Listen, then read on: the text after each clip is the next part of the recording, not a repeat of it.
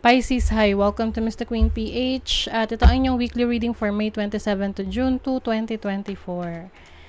Ayan, let's see what's coming to you, Pisces, this week. Let's see your overall energy for this week. You have temperance, patience. Oo, maaring meron kang kailangang hintayin or parang to slow down. Huwag masyadong magmadali. Kailangan pag-isipang maigi ang mga actions na gagawin mo, yung mga decisions na gagawin mo. Let's see your challenge. Ano yung challenge nyo, Pisces? You have the Six of Swords. Oh, okay. So, yung iba siguro parang meron kayong mamadaliing puntahan. Or, pwede ring you want to move on, no? Lalo na kung ikaw ay nanggaling sa isang failed relationship or yung mga plans mo hindi nag-work out for you. Minsan kasi gusto natin agad na, okay, next, move on, ganun agad. But, maaring meron tayong nakakaligtaan doon na number 1 is to acknowledge kung ano yung naging what went wrong, bakit hindi nag-work out yung plano mo, yung relationship mo, yung situation mo. And then, ano yung pwede mo sanang nagawa, ano yung nakaligtaan mo. And also, kung how are you feeling about that, no? Kasi, syempre, yung mga failures na yan, meron tayong nararamdaman doon na minsan hindi na natin dinidiscuss. Kasi ayaw nating harapin na nasaktan tayo or we feel defeated, no, natalo tayo. Na gusto nating iwasan na lang. Kaya lang, sa subconscious kasi natin, it's still there, no? Na maaring nakakaapekto siya sa ating mga future actions na pwedeng mag-decision tayo ng padalos-dalos dahil hindi talaga natin naintindihan kung ano yung naging problema doon sa naunang senaryo, 'di ba?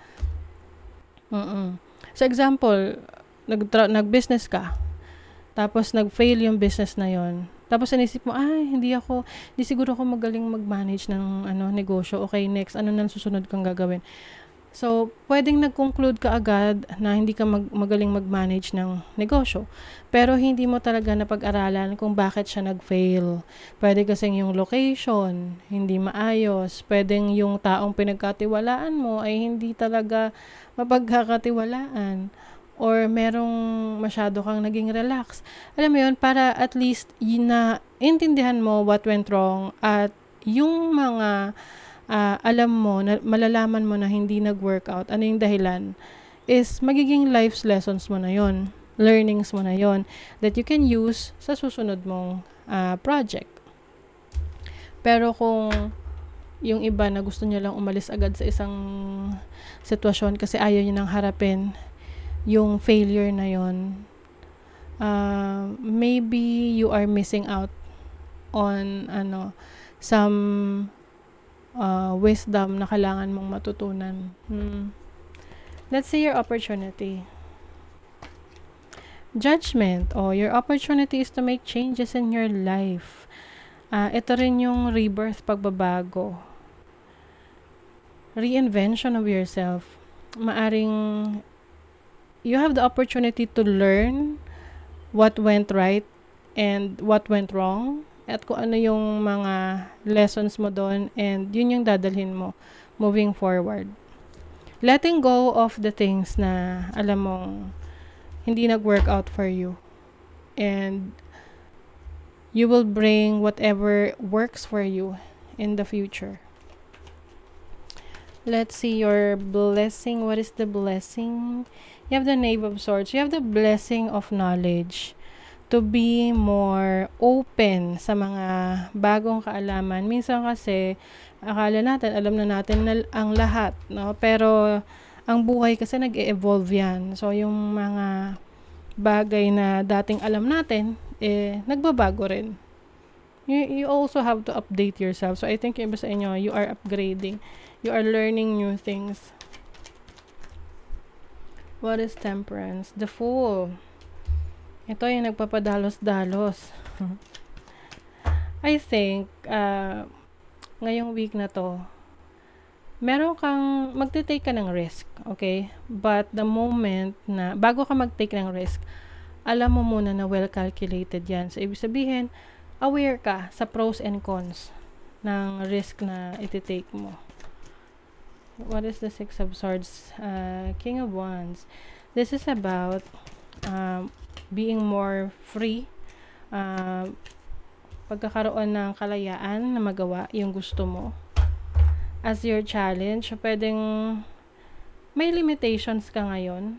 Maaring gusto mong umalis sa work, sa situation na meron ka, relationship, pero sa tingin mo, you are restricted. Magkaiba kasi yun na deep within you meron kang gusto, pero yung sitwasyon mo, wala ka pang magawa. What is Judgment? The Hierophant. The Hierophant is about teachings, learnings. Maaring meron ding mentor sa buhay mo that will help you change your life or make better decisions in life. What is the Knave of Swords? The Ace of Coins. Uy. New beginnings for you. Your blessing is a new beginning.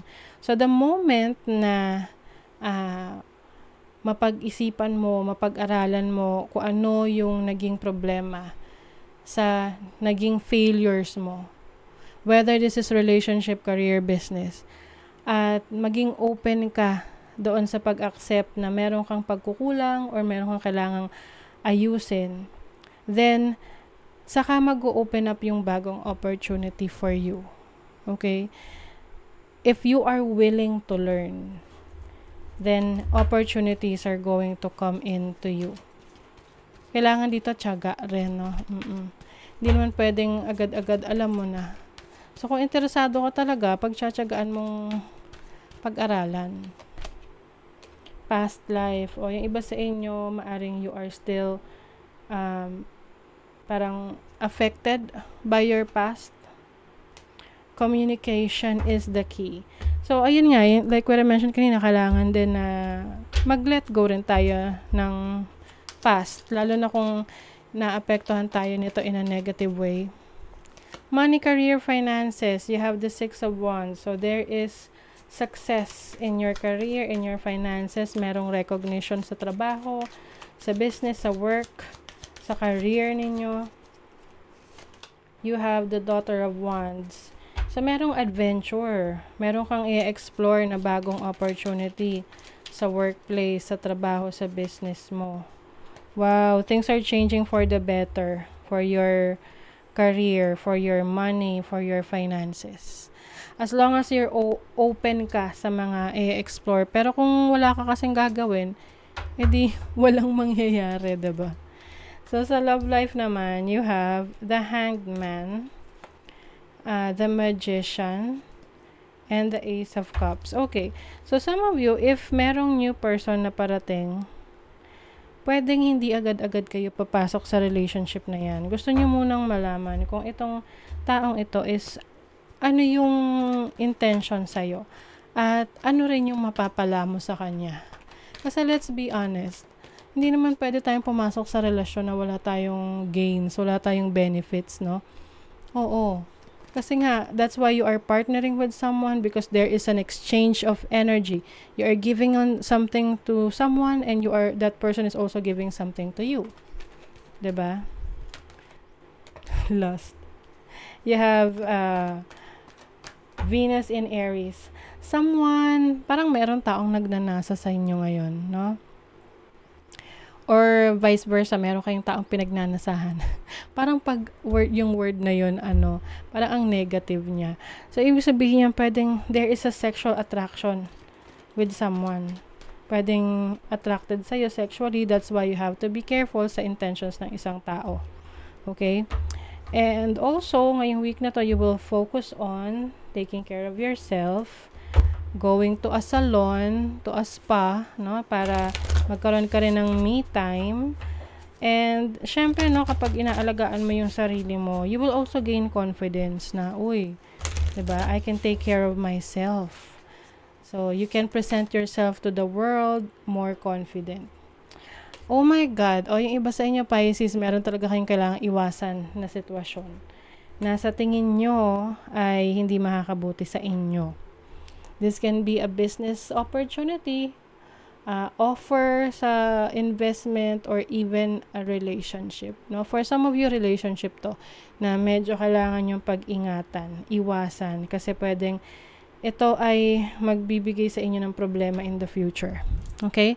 So, that is your reading, Pisces. Thank you so much. Bye!